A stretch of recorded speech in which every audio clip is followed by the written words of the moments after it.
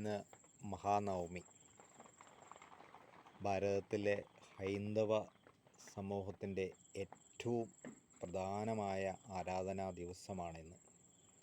എല്ലാ വീടുകളിലും എല്ലാ സ്ഥാപനങ്ങളിലും എല്ലാ ഹൈന്ദവരും ഇന്ന് ഒരേ മനസ്സോടുകൂടി ദേവിയെ ആശ്രയിക്കുന്നൊരു മുഹൂർത്തമാണ് 7 മണി മുതൽ നടക്കുന്നത്.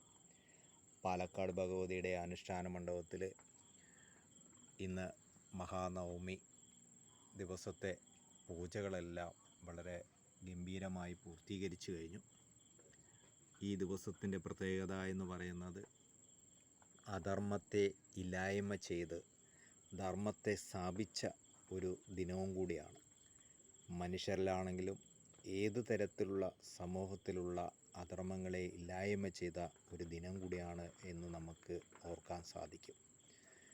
ഭാരതത്തിലുള്ള എല്ലാ ഹൈന്ദവരുടെയും മനോഭാവങ്ങളിൽ അധർമ്മം നശിച്ച് ധർമ്മം സ്ഥാപിക്കുവാൻ ഈ ഒരു ദിനങ്ങളും സാധിക്കട്ടെ. ഇന്ന് നമ്മുടെ ഭാരതത്തിൻ്റെ വലിയൊരു ശാപമായി മാറിയിരിക്കുന്നത് അധർമ്മം മാത്രമേ എവിടെയും കേൾക്കുന്നുള്ളൂ. അധർമ്മത്തിൻ്റെ പാത വലിയ തെളിച്ചു വെച്ച പോലെയാണ് ഇന്ന് നമ്മൾ കാണുകയും കേൾക്കുകയും ചെയ്യുന്നത്. അതിൽ ഒരു വലിയ പ്രത്യേകത എന്ന് പറയുന്നത് കേരളത്തിലാണ്.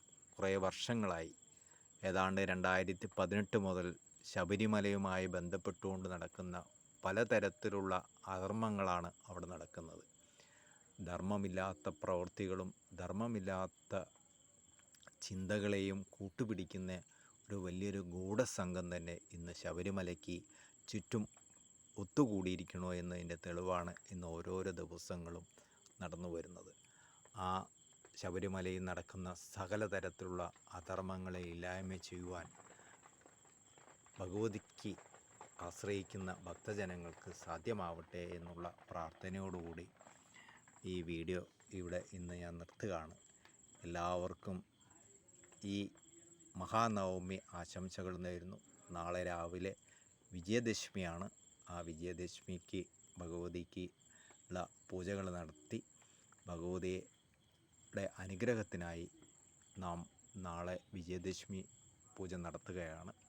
എല്ലാ ഭക്തജനങ്ങൾക്കും മഹാനവമി പൂജയുടെ അനുഗ്രഹം എല്ലാവർക്കും ലഭിക്കുമാറാവട്ടെ എന്നുള്ള പ്രാർത്ഥനയോടുകൂടി ഈ വീഡിയോ ഇവിടെ അവസാനിപ്പിക്കുന്നു. മഹാദേവിയേ നമഃ, മഹാദേവിയേ നമഃ, മഹാദേവിയേ നമഃ.